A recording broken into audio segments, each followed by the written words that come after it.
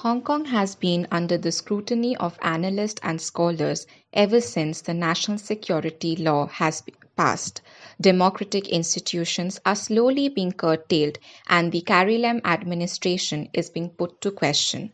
The press freedom in Hong Kong and the recent attacks around it have created an atmosphere for political discussions. Joining us today, we have Mr. Charles Parton, a Senior Associate Fellow of the Royal United Service Institute. Mr. Parton has a diplomatic experience of over 22 years, which included serving as UK Parliament's Foreign Affairs Committee Special Advisor on China, advisor to the British Embassy to cover the Chinese Communist Party's 19th Congress, and as the first counselor to EU's delegation in China. Mr. Parton is well known for his sharp analytic skill over Chinese politics and its internal developments.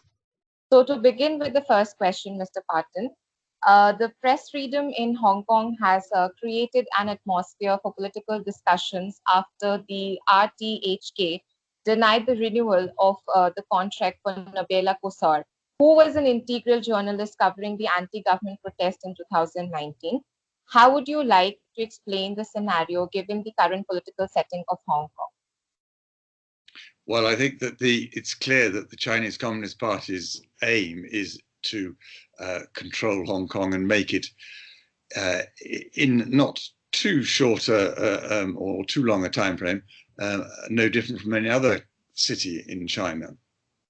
I mean, originally, I think most people thought that that might happen by 2047, and indeed, some years ago when the joint declaration was signed, had hoped that perhaps in the 50 years that Hong Kong was guaranteed one country, two systems, China itself might change, and therefore the transition for Hong Kong wouldn't be as steep as it has been in the last couple of years. But that's clearly been advanced by Xi Jinping, and the aim is to control many aspects of Hong Kong, of which, of course, press and freedom of the press is one.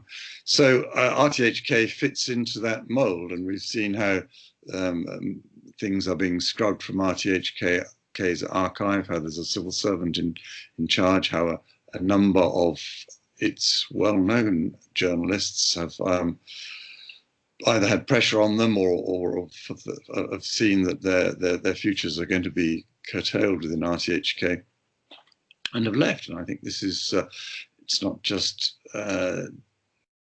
confined to RTHK. I think that the control that the Communist Party has always exercised over certain elements of the press in Hong Kong, like the Da Gong Bao or Wen Hui Bao, this is strengthening, and it's becoming very much more difficult for newspaper proprietors as well, and other forms of media to maintain freedom of expression, particularly in the light of the national security law, which is all-encompassing and in many ways very indistinct, which just causes an atmosphere of caution and self-censorship. So it's not looking good on the press side, on the freedom of the press side, any more than it's looking good in certain other important aspects, like, for instance, judicial freedom, rule of law.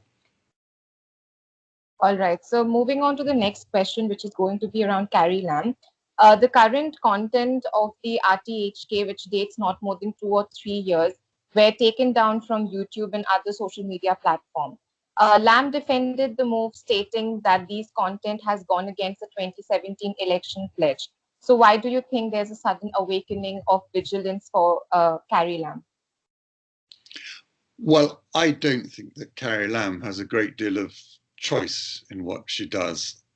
I mean, she is nominally the chief executive of Hong Kong, but I think there's almost a parallel with what happens in Chinese mainland provinces, where actually it's the party secretary who's more important than the governor, although in China, of course, both are party members. But I think in the sense that the parallel is that Carrie Lam, although the elected chief executive, is not calling the shots. So I don't think she has much choice in resisting the pressure that's coming from Beijing to ensure that the line that the content of what is available is carefully tailored to Chinese Communist Party's interests, and part of that is removing from the archive things that are inconvenient for the party, or give the lie to some of the how should one say, the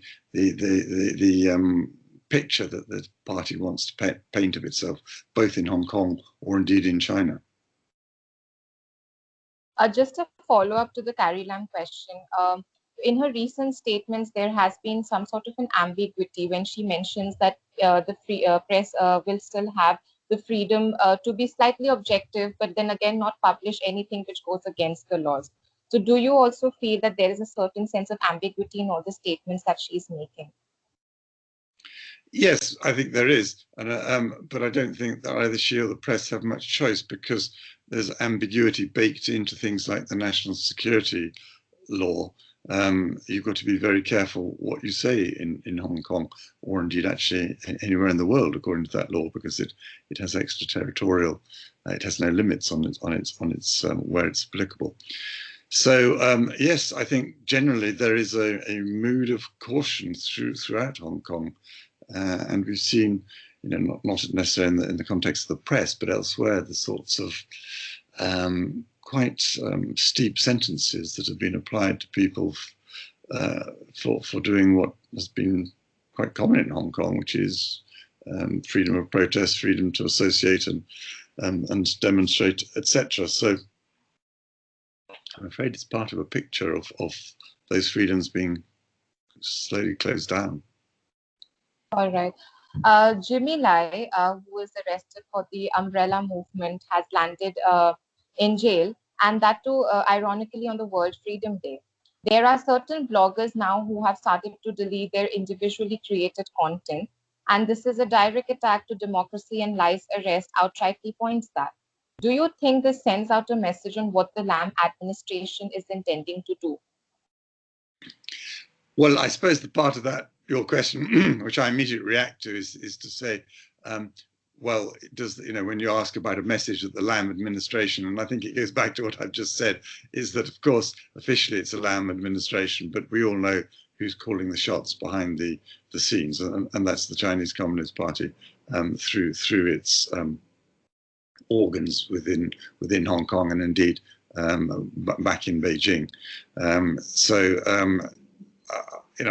As I said earlier, I don't think there's a great deal of surprise in the caution that everybody's showing, or indeed the line that Carrie Lam is espousing. I think the Communist Party is determined to ensure that the sorts of threats that 2019 presented to it are thoroughly extinguished, and that there is no chance of those spilling across the border into Guangdong province or elsewhere.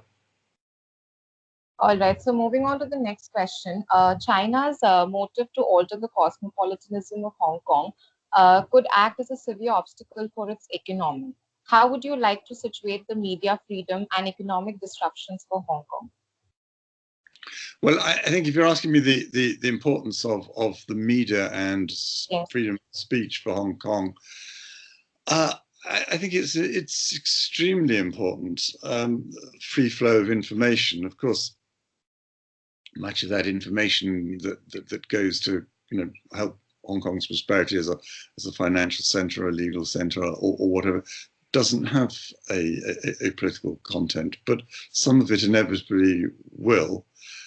And it's a broader thing, really. I think if people start feeling that the freedom of the media and indeed their own freedom to speak out is curtailed, it starts to make them think as to whether in the longer term Hong Kong is a place that they, and more specifically perhaps their children, want to grow up and live in.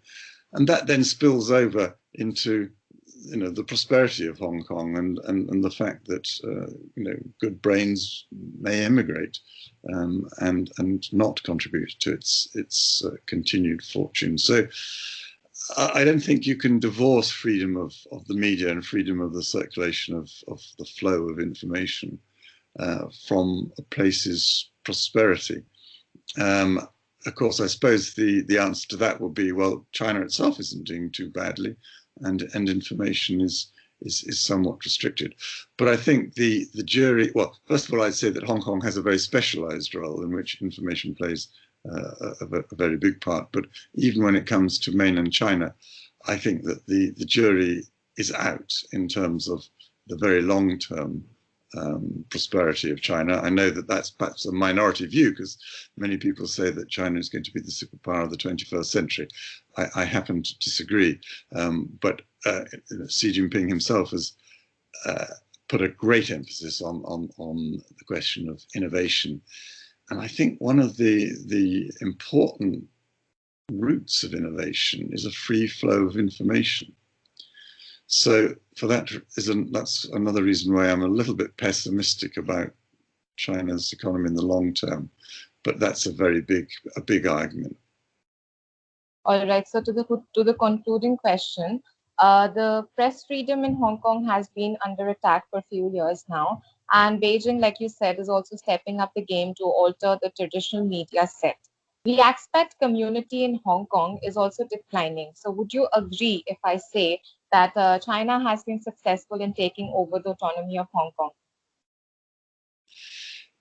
Yes, I mean, I think that was inevitable in the sense that Hong Kong is a very small place attached to the mainland. It cannot survive without the mainland. In the most obvious form, it can't survive without water. So if the mainland wishes to put pressure on Hong Kong, it can always do so. But of course, Hong Kong's economy and in many other aspects too is intimately interwoven with mainland China. So if Beijing's aim is to bring it to heel in any way, I think there's very little that Hong Kong and very little indeed that outsiders can do to stop that, other than to point out that perhaps in the long term, some of the things that the Communist Party has been imposing on Hong Kong are neither in Hong Kong's long-term interest, and nor perhaps in the Communist Party's long-term interests. But that requires Xi Jinping and the people at the top of the Communist Party